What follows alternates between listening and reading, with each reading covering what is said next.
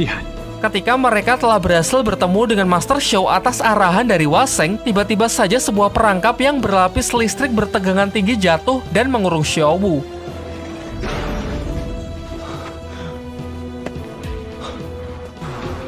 没事，掰弯就好了。 别碰炉子，小五！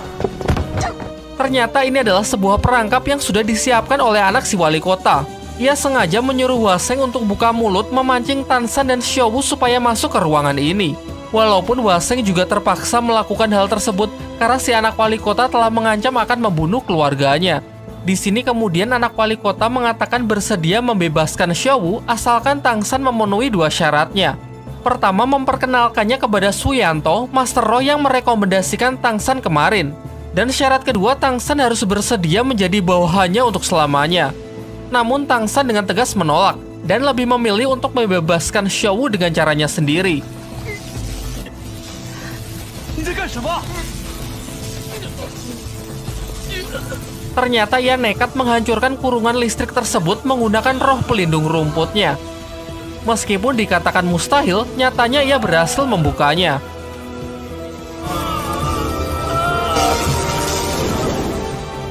Sayangnya efek samping dari aksi gilanya tersebut membuat roh pelindungnya kini menjadi hancur. Menurut Master Xiao, untuk memulihkan roh pelindungnya, Tansan harus segera menyerap cincin roh siluman keduanya yang harus bertipe tumbuhan. Sadar mereka tidak akan bisa menang, Master Xiao yang sudah terlepas menggunakan kekuatannya untuk membuat kelompok anak Pak Wali Kota jatuh pingsan, sehingga mereka punya waktu untuk melarikan diri.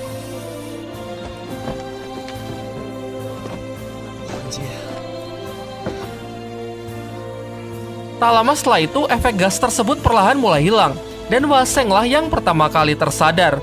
Dirinya yang telah dibutakan dengan dendam dan kebencian menggunakan kesempatan ini untuk membunuh anak wali kota demi memastikan keluarganya akan tetap aman. Saat bala bantuan sudah datang, tidak ada satupun saksi mata yang melihat pembunuh dari anak wali kota. Asistennya yang baru tersadar menduga kuat kalau Tansanlah pelakunya. Sementara itu, Tansan, Xiao Wu, dan Master Xiao pergi ke desanya Tansan untuk mencari tempat yang aman. Di sana mereka bertemu dengan ayahnya Tansan yang ternyata diam-diam selalu mengikuti mereka sehingga ia tahu kronologi yang sebenarnya. Lantas ia segera menyuruh Xiao Wu dan putranya tersebut untuk segera melarikan diri karena ia tahu bahwa pemerintah tidak akan mengampuni mereka. Tansan dan Xiao Wu kemudian bertemu dengan kepala desa. Sang kepala desa memberitahukan kalau mereka kini sedang diburu oleh pihak pemerintah karena dituduh telah membunuh anak wali kota. Tansan yang merasa tak bersalah memutuskan untuk menyerahkan dirinya agar masalah ini cepat selesai. Namun utusan dari wali kota mengatakan kalau nyawa 2 orang saja belum cukup untuk membayar kematian dari si anak wali kota. Lantas ia ingin membunuh seluruh keluarga Tansan beserta penduduk desa ini. Dari sini terungkap juga identitas ayah Tansan yang sebenarnya, orang yang sangat berpengaruh di dunia dahulu. Namun karena suatu alasan ia memilih untuk mengasingkan diri dan memutuskan membesarkan putranya di desa terpencil ini.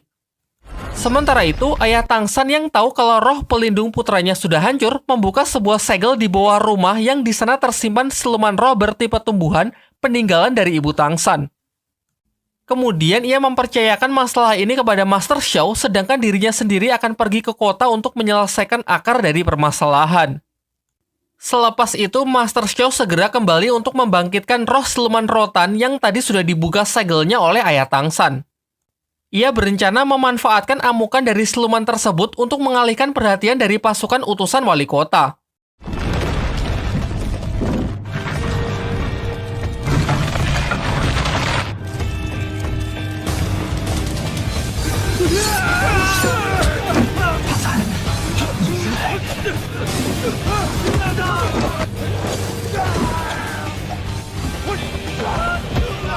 Sejauh ini berjalan sesuai rencananya. Karena keributan tersebut, Tansan dan Xiao Wu berhasil melarikan diri dengan masuk ke dalam rumah. Master Xiao lalu menjelaskan bahwa siluman roh ini berumur 600 tahun. Sangat cocok menjadi cincin roh kedua Tansan, juga demi menghidupkan kembali roh pelindung rumput perak yang sebelumnya telah hancur. Di luar dugaan, utusan wali kota memiliki roh pelindung listrik yang sangat kuat. Ia mampu bertahan dari serangan-serangan roh siluman tanaman tersebut.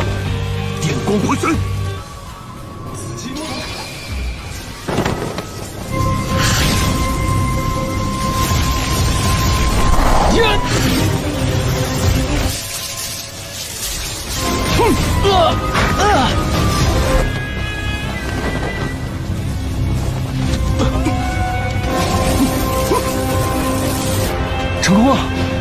Singkat cerita, berkat bantuan dari Xiao Wu dan amukan dari siluman roh, Tang San pun berhasil mengalahkan utusan wali kota tersebut.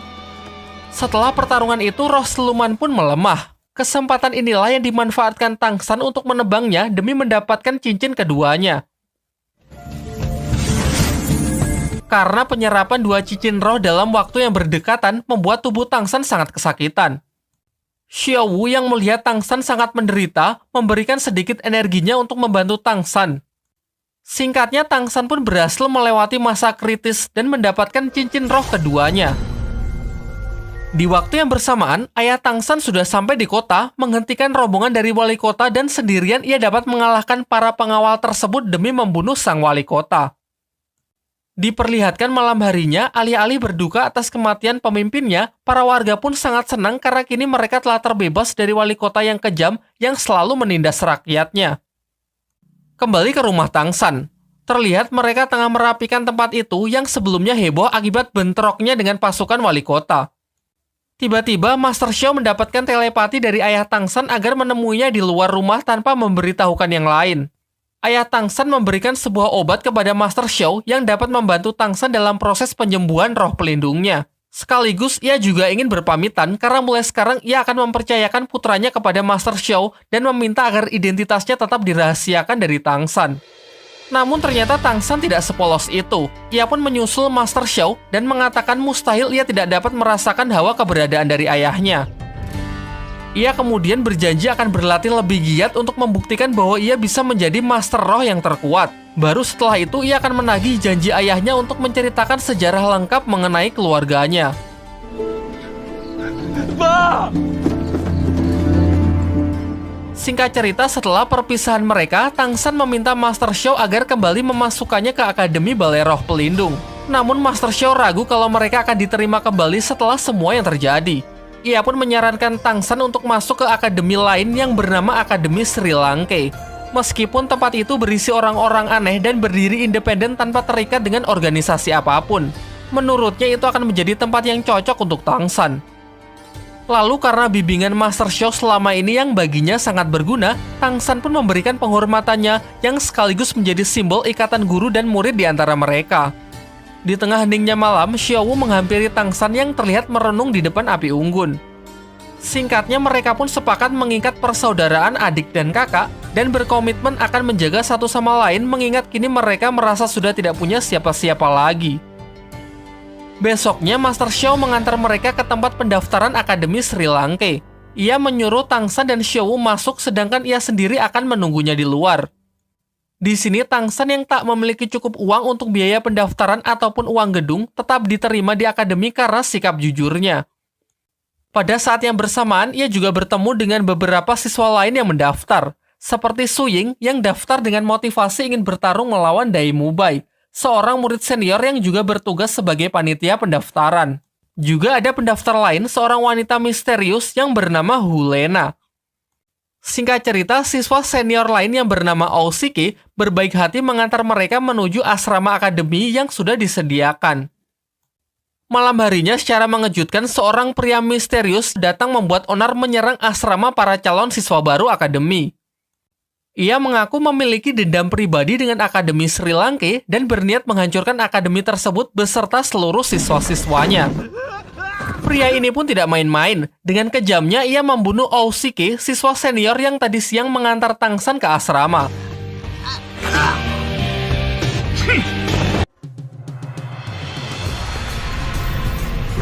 Menyaksikan hal itu, Tang San jelas tak tinggal diam. Bersama Xiao Wu dan murid baru lain yang bernama Su Ying pun melakukan serangan kombinasi untuk berusaha melumpuhkan pria tersebut. Sayangnya pria ini sangatlah kuat. Tak ada serangan mereka yang sanggup melukainya karena nampak mereka yang berada di level yang berbeda. Dari kejauhan, murid baru lain yang bernama Hulena cuma mengamati pertarungan mereka tanpa ingin terlibat sama sekali.